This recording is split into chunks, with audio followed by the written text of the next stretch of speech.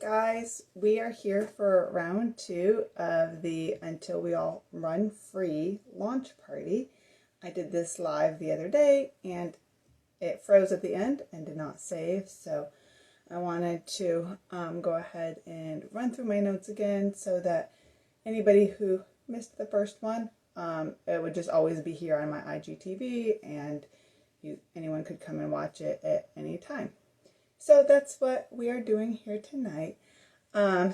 So again, we're talking about Until We All Run Free. This is my sophomore novel. It is the sequel to Until We All Find Home, although I tried to write it with enough of the backstory that you won't need to have read the first one first.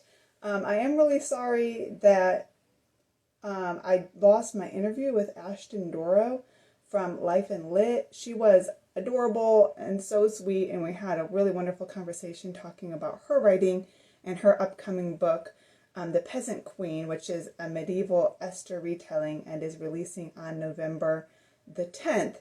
So I really hate that I lost the video where I interviewed her and talked about her work, so I did just want to mention that here. So go check out Ashton Doro at life.and.lit. She does a lot of great book reviews and like modest fashion and other lifestyle things, and she was just like such a pleasure to have on here. It was really great to talk to her, and I hated, having to cut it short because I felt like I could have talked to her for so much longer. But yeah, I released Until We All Run Free on Tuesday, and launch day was really wonderful. Lots of just encouragement from you all, lots of great reviews. And I'm really excited about this book. I'm really excited about what God has already done in my heart through it and about where He's going to take it in the future, because that's really been my prayer ever since the beginning, is that I've just been praying for it the whole way, that God would even create the story the way that He wanted it to go, and then once it's written, take it where He wants it. So I've been trying to just let go the whole way and let Him lead.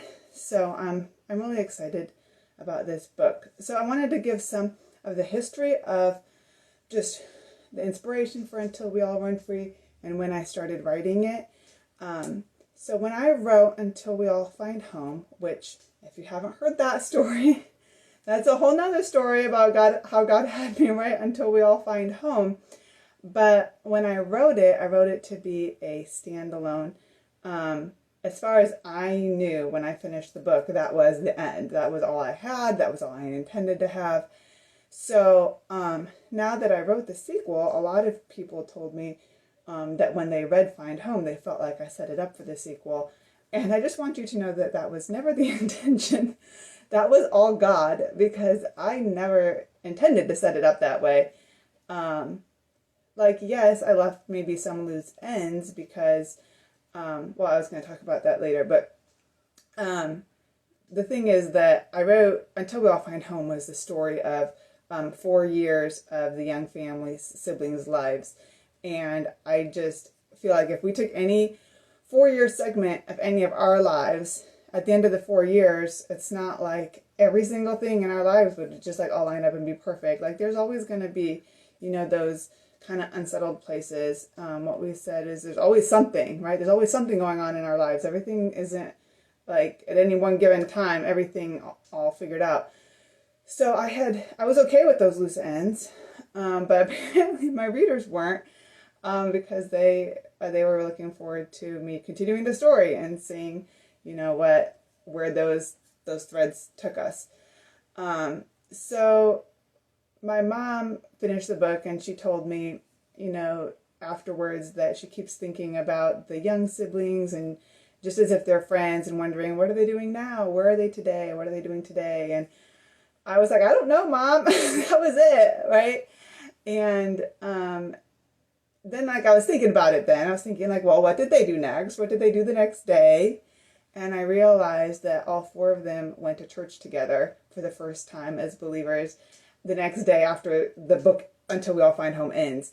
And that made me so just joyful when I realized that that's what they did. Almost made me cry.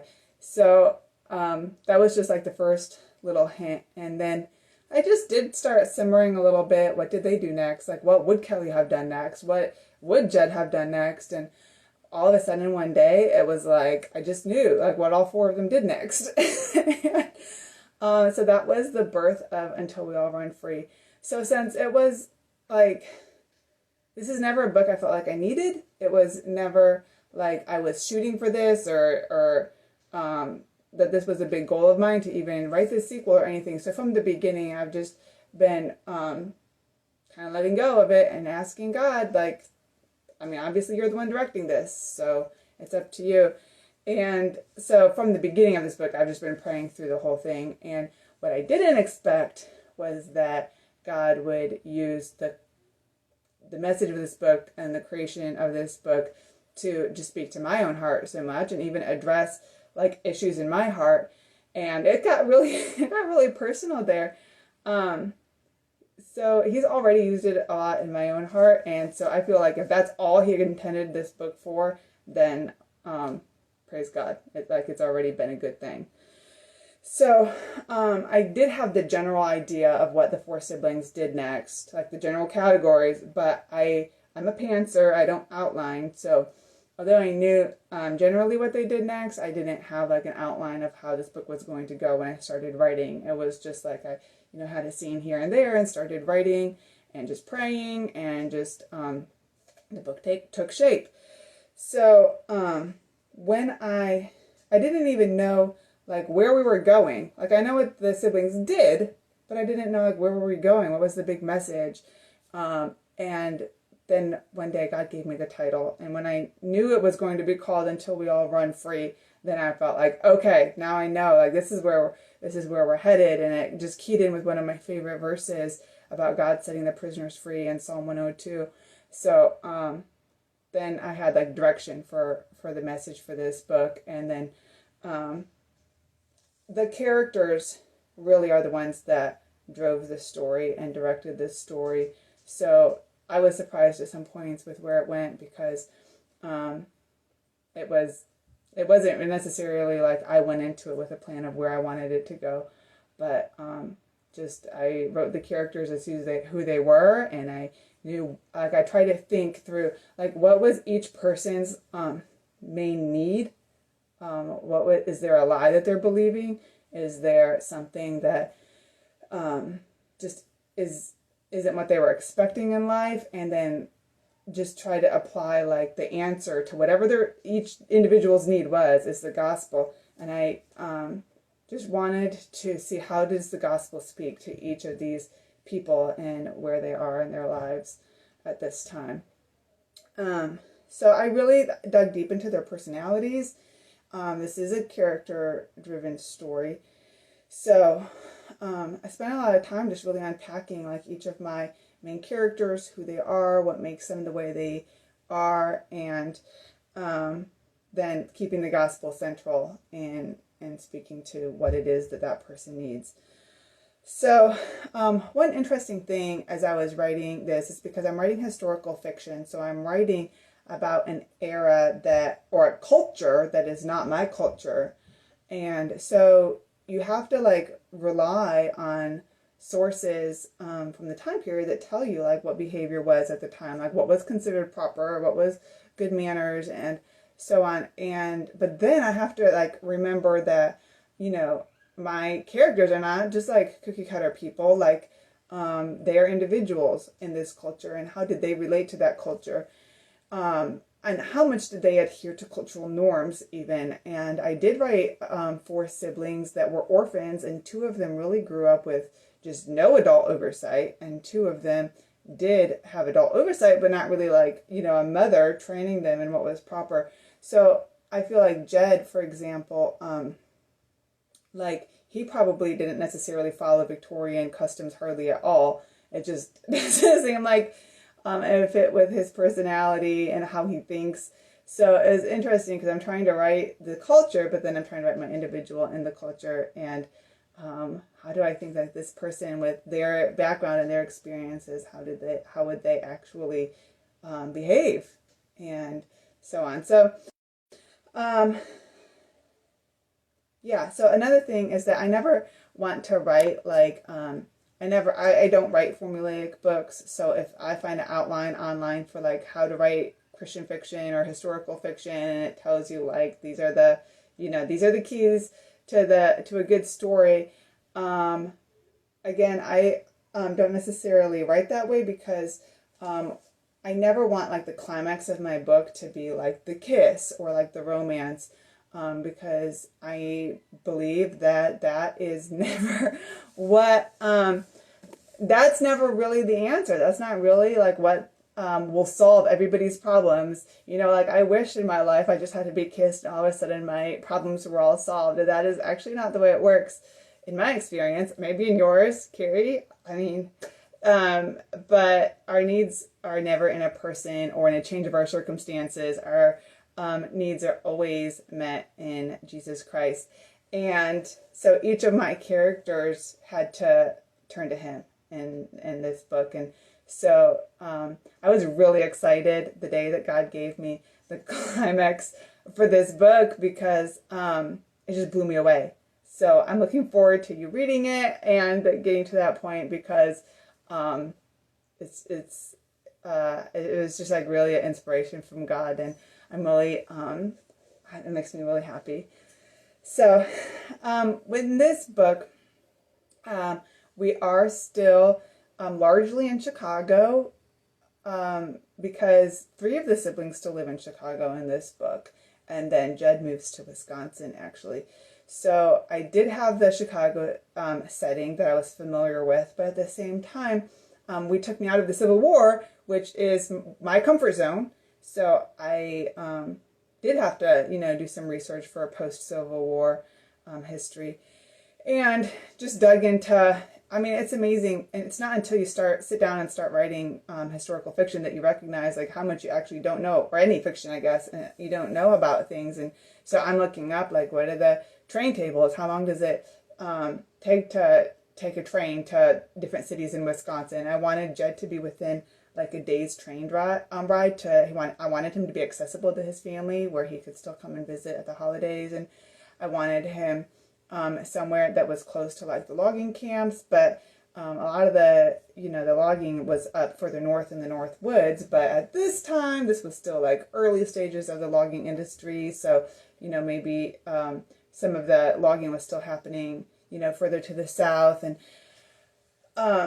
so I ended up pinpointing and putting him in Appleton, Wisconsin. And then I was researching Appleton, Wisconsin. I was researching sawmills. I was researching like how much did different positions make at the time. Where do you buy a horse back then? That type of thing. And so I was like deep into my research online. I was reading letters from a Norwegian youth who was working as a logger in Wisconsin, and he was writing letters back to his grandfather in Norway. And in one of his letters, he mentioned that he stopped at a camp that was like a stopping place for loggers going back and forth between the sawmills and the work in the fields down in the south during the summer. And then, in the north, they would go back up to the logging camps further north in Wisconsin. So so that gave me the idea for that camp, that kind of like stopping place for loggers going back and forth. And then, I imagine some of the families lived there long year round because their families didn't go with them up to the logging camps in the winter. So that was the creation of Schmidt's Camp, and that is the setting that's where Jed settles in. And you'll get to know that it's really a wonderful community, and I really enjoyed writing that.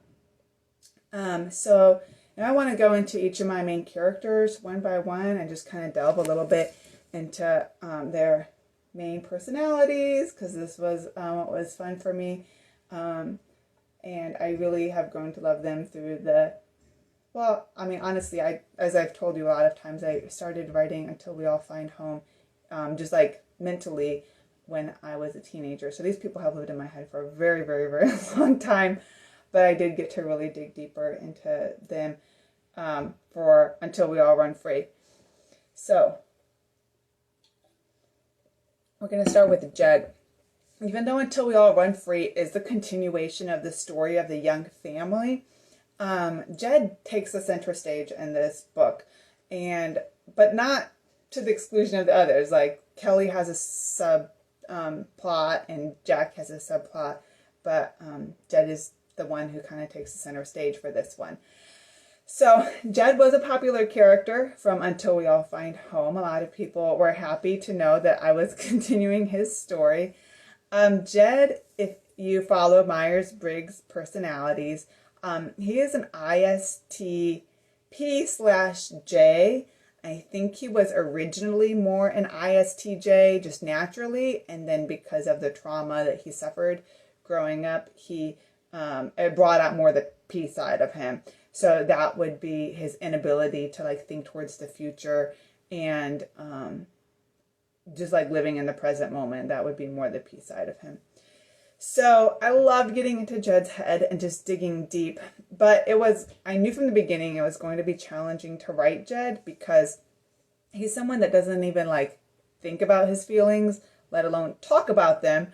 So how I was going to be able to figure out how to express his feelings and put them on page so that the readers could relate to him when he doesn't even think about them was the big challenge. And it was cool to look back at Until We All Find Home and see like who was Jed and how was Jed presented in Find Home and you know, as I was developing him for Run Free, and I saw like there was like all these like little pieces in there in Find Home that were perfect, that like they were him exactly. And some of these things, it's not like I intentionally planted them in there because I obviously did not know I was going to write this book. And I just see those as like little God things because I didn't know when I was writing Find Home that these little parts of Jed's story would matter so much. Like, for example, that he owned a dog. And he mentioned to Kelly that he owned a dog in Find Home. And when you look at like this kind of personality, like loving animals is something that's that this personality is like. And so like I didn't even really realize that when I was writing Jed's story. So some of those things were really cool to see how God was involved in the story all along before I even knew it. So the other thing is that when I'm writing a personality like Jed, to some extent I'm writing his personality, but each of us and each of my characters, we're made up of more than just our personality on paper. Like I can't write like a straight just ISTJ for Jed because he is his personality informed by his trauma that he suffered, informed by the choices that he's made, informed by the fact that he's a new Christian. He has a young faith at the beginning of this book. And so all these things go together to make him up. So I can't write like a textbook, personality. So just like same with you and me, like none of us are really just like a textbook personality. So many different things make up who we are, age order, gender, those types of things. So he's a new Christian at the beginning of Until We All Run Free. He's new to his family. He's trying to find his place in his family. And he is like a lone wolf. Jed is the one who is misunderstood. He is off by himself. And so some of the ways that you see his trauma showing up in the way that he acts is in the way that he's always apologizing. And in the way, like I said, in the way that he can't think ahead, he can't plan towards the future, and also he doesn't look back. He doesn't want to remember anything about the past. So those are things that aren't necessarily like ISTP/J. Those are things that like an adult who has been who went through trauma as a child, like those are some of the ways that they might show that.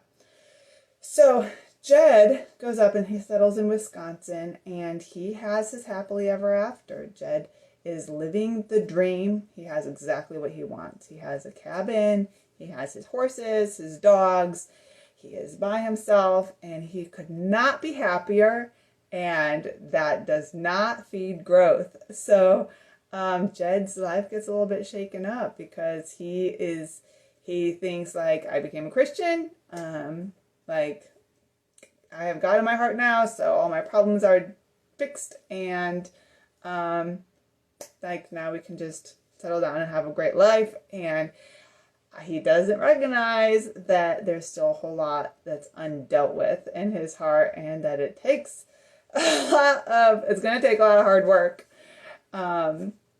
So Jed's in for quite a journey.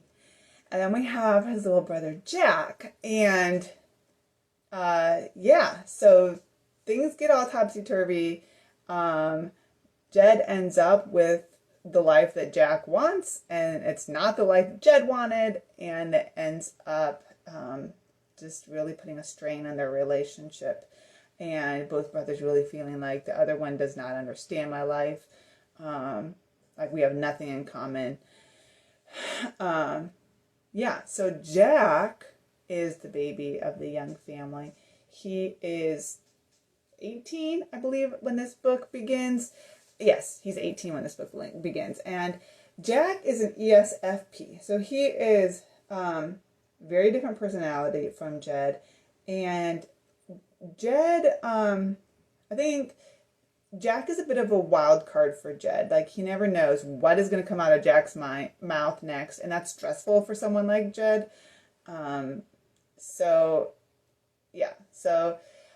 Jack, he's finding himself, like now he's been saved for a couple of years, and he is in college and then heads into seminary.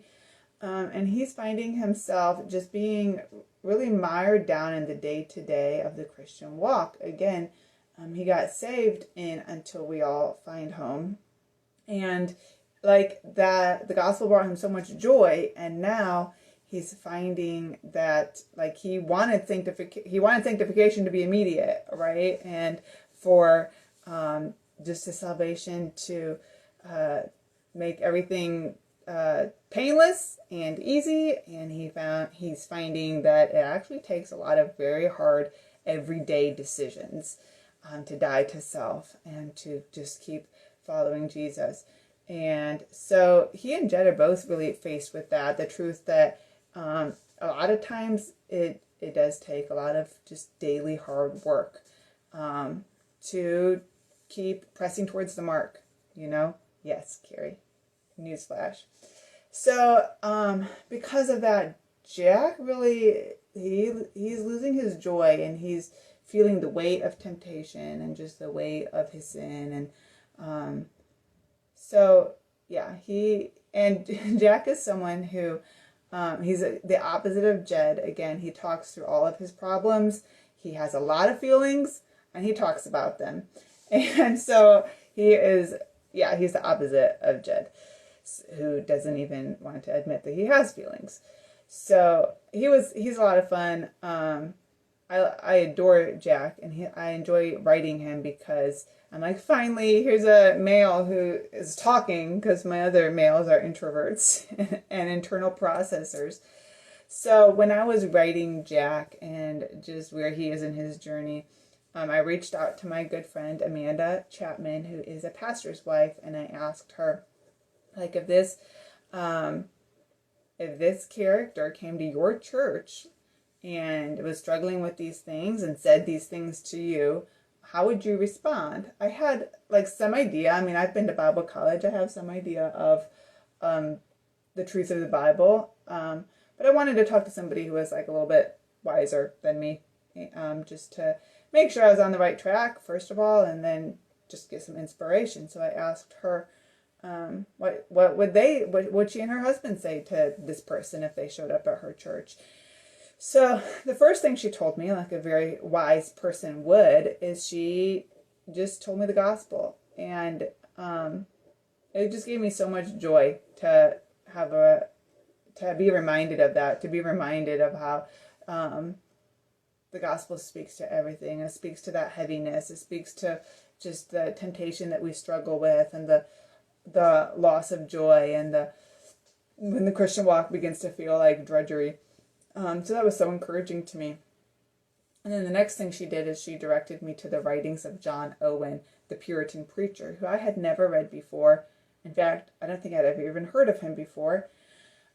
So I looked up some of his works online and downloaded some of them, and I ended up reading his entire work of The Mortification of Sin. And that was a very good book. I highly recommend it to any Christian. I mean, it is written by a Puritan, so it is, more difficult than your average book to get through, but it was definitely really worth it. And God definitely challenged me a lot through that book. It was very, very personal, and it was just what Jack needed. So I'm looking forward to just you going on that journey with him. Also, Kelly and Luke both had a lot happening to them in this book. So they're just living in the city in the cottage, and Justin and Rebecca are there too. They have a house, and but they take kind of a back seat in this book. We actually don't get into either Justin or Rebecca's heads in Until We All Run Free. They're there, they're around, they're in conversations, you see them, but they've just kind of settled down in life. They're doing well. They send their love. So if anybody's been wondering about Justin and Rebecca, they're doing great.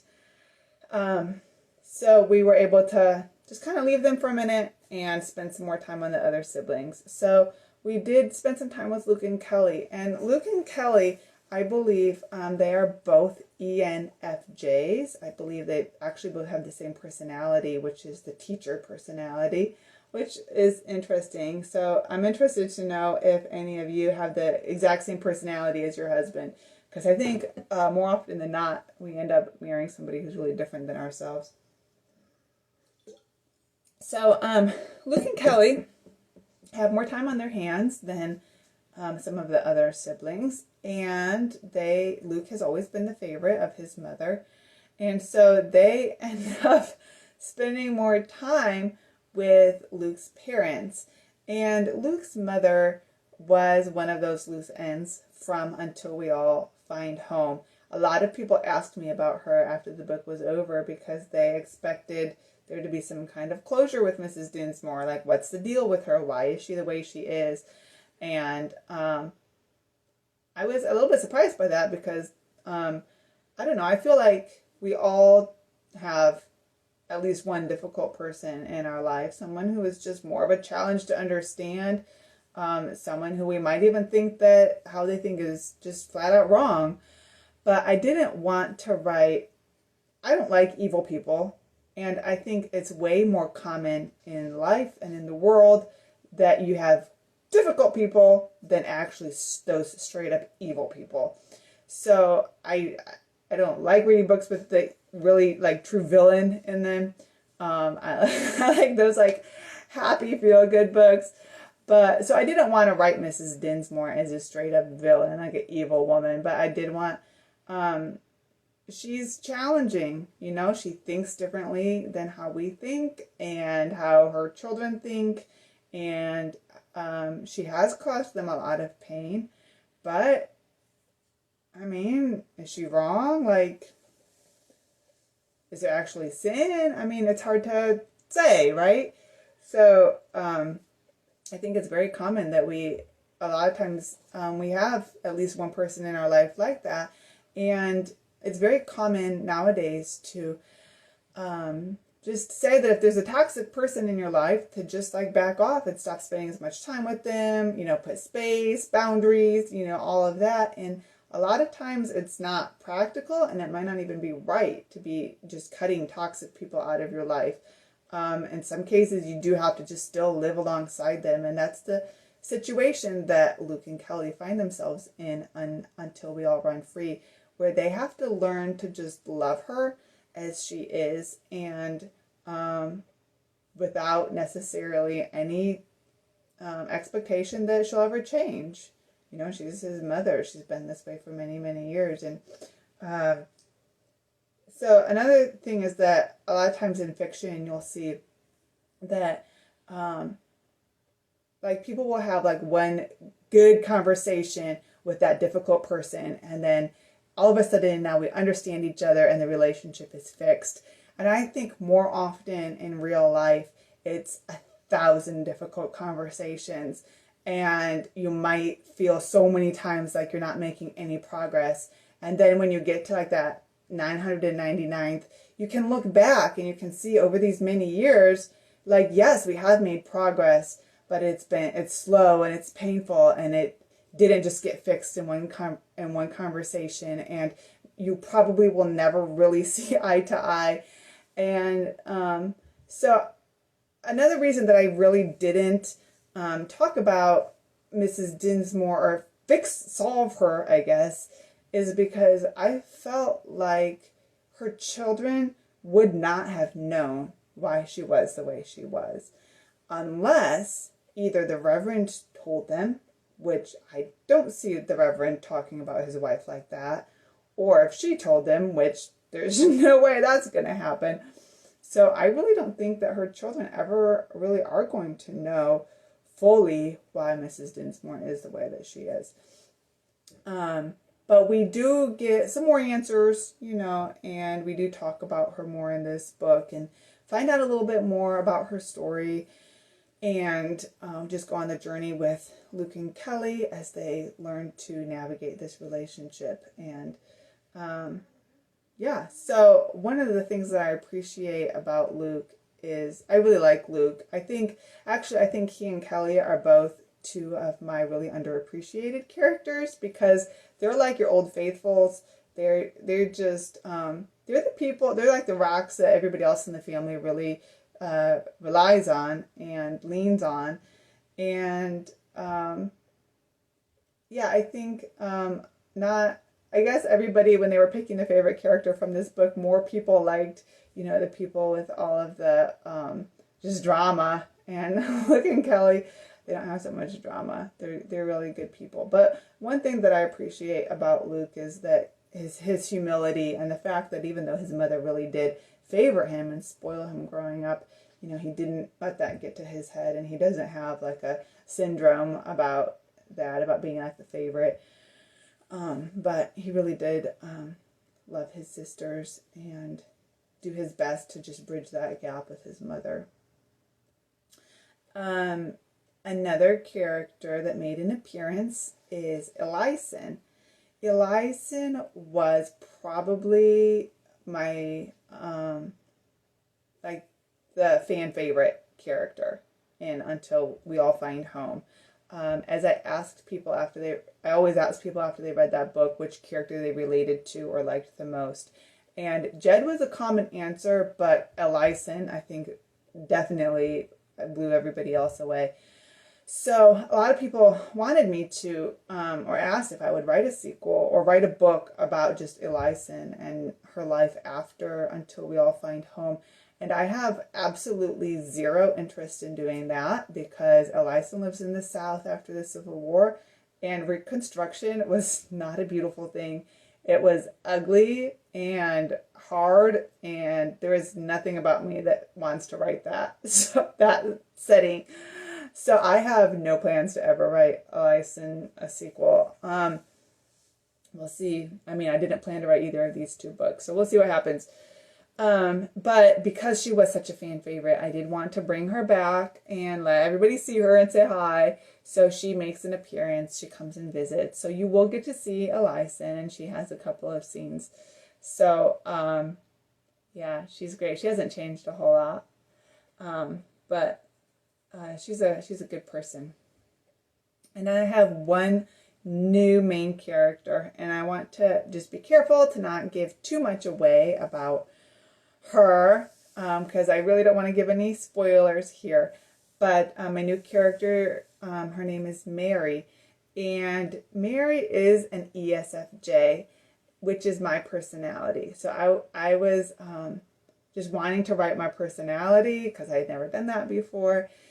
And when I was thinking about Find Home and which of the characters I could relate to, or which one was were any of them like me, obviously all of them have little pieces of me in them, but really none of them were very much like me. As when you look at the girls, you look at Elison, Kelly, and Rebecca, and Until We All Find Home, and none of them really, thought the way I thought or anything. So I wanted to write my personality, and so I wrote Mary.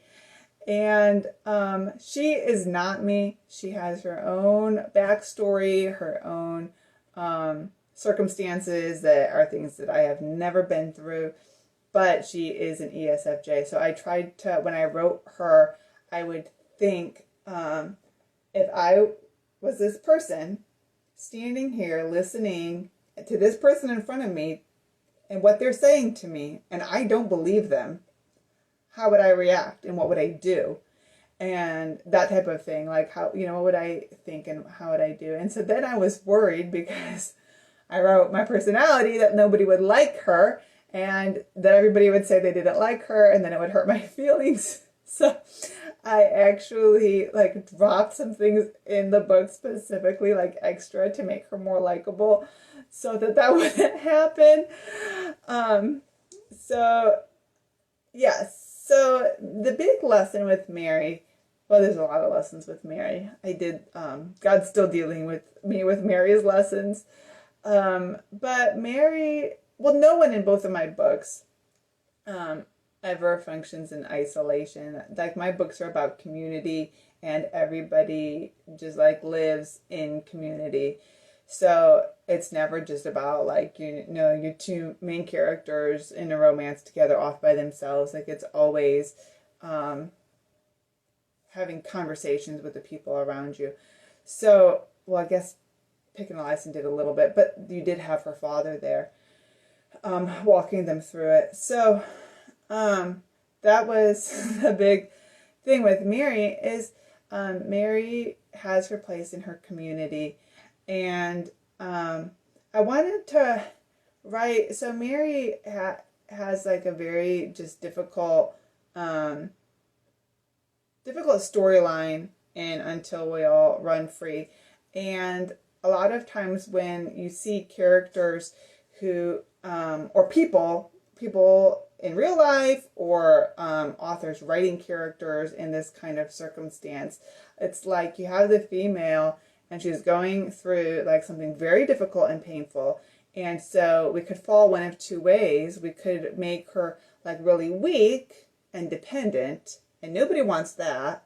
And so we all write the female character as being like very strong and independent and like, I'm going to do this by myself. And I think with Mary, I wanted to write her strong. I wanted to write her self-respecting and confident. But I believe that if you're really self-respecting and confident, that you have nothing to prove. And Mary had nothing to prove to anybody. So although she was self-respecting and she wasn't weak, she didn't go like running to everybody anytime that she needed help. Like she did do her best to care for her family and to just keep going in the face of very difficult circumstances. But I wanted her to be confident enough and recognize her place in her community enough that she was willing to accept help when she needed it. And so you'll see that in a couple of places, like she'll give like a little bit of pushback if somebody's offering her help, especially if it's help that's like way out of line. But she's never like so stubborn and so stuck on like doing this by myself. I'm going to pull myself up by my bootstraps, that she doesn't accept help. And I think that's a really important lesson. I think it's a strength to recognize your limits, and it's a strength to recognize your place in your community. Because I think if somebody just believes that they're like so strong and tough that they don't ever need help from anybody else, that if someone else then needs help, like that's not the person they're going to turn to. If that, they're not going to turn to somebody who never accepts help for themselves.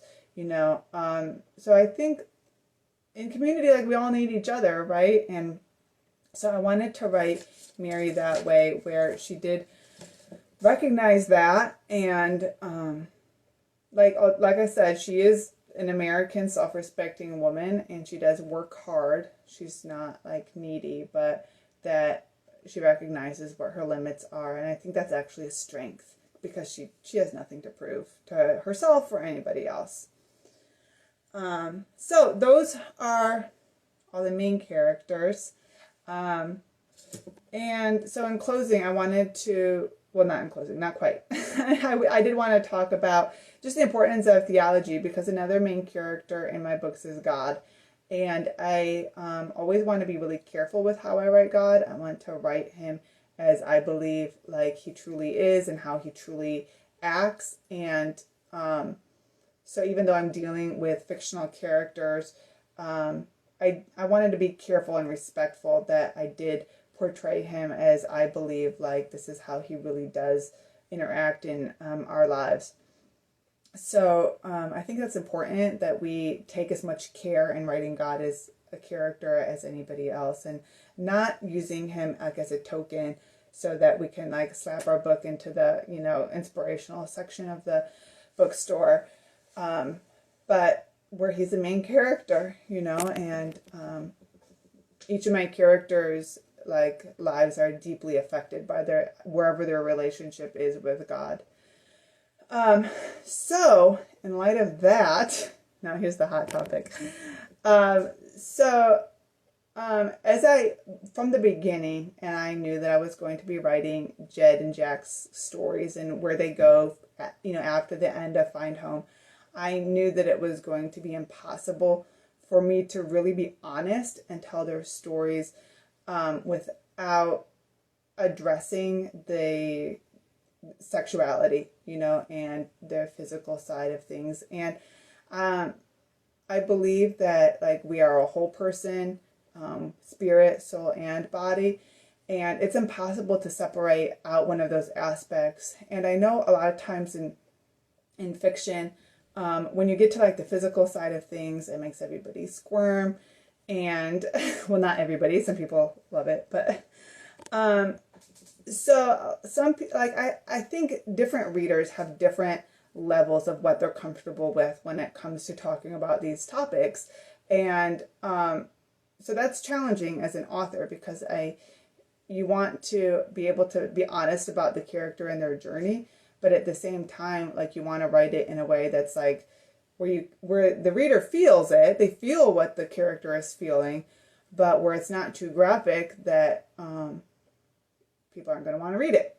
So because different people have different levels of what they consider to be graphic. So I tried to be like play it safe, you know, so that it wouldn't be a problem for anybody. But it is a little bit uncomfortable because it was an uncomfortable situation.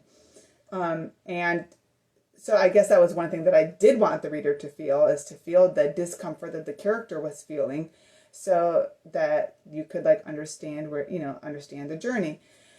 Like I think that if you're going to write like a healthy romantic relationship, like there is going to be kissing, right? And there is going to be the physical side of things. It's just that I wanted to be careful to not write it in a graphic way where it was going to be a problem.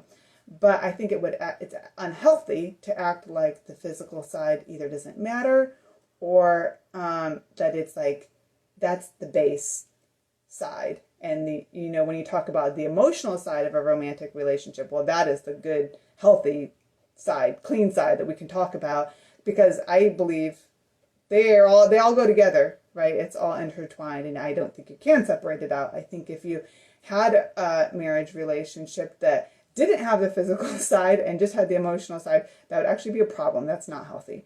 So when I was writing this, like I knew that I was going to have to address those things. And like the key was that I believe as Christians, like we should write about these things, because we can show the world how does the gospel affect this part of your life, because it does.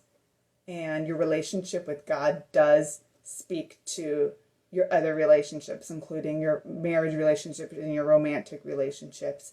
And so I don't think we should avoid talking about it. I think that we should be the leaders talking about it. And let me see. Yeah, and I think that's true for whether you are married or unmarried, honestly. So I mean, just because my book does address these things, I don't think that means that like only married people should read this book, because whether or not you are married or unmarried, like you are a physical human being, And these are things that we grapple with, and you do need to be thinking about, how does my relationship with God affect this part of my life, whether or not you're married. And I think maybe even sometimes when you're married, a lot of people don't even bring God into that side of their lives. And I think it's important, wherever you are, I think it's important to be thinking about and addressing. And so that's why I wanted to speak to it. So all of us, our emotional side, our physical side, every part of us needs Jesus, right? Including that part. So that is kind of like a major theme in the book. But I don't think that that's a bad thing. I don't think it's a dirty thing. I think that's a good thing. And I think we can talk about it in ways that are healthy. So, or in my last panel, I was asking each of the ladies, like whether or not they liked kissing books. And it was like a playful question, but like that was really why I wanted to ask it, was because I wanted to talk about it, tonight. And I think that it's good. We should celebrate like love and romantic relationships. Like God is the creator of love. He is love. And I think that's a good thing. So, all right.